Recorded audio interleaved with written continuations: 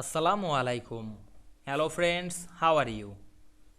Welcome back to our another video. In this video, I am going to show you how to save a chart as a template in Microsoft Word. Let's get started. At first, we have to open a Word document. Then we want to save as chart as a template. Firstly, insert a chart. Go to the insert menu, then click chart option. We can see here many charts. We select any charts. Now I select the bar chart and insert it. Then click right button on this chart. Then select save as a template. Then select the file location and rename the chart and click save. Then go to the file location and we can see here the chart template. Double click on the chart and we open anything.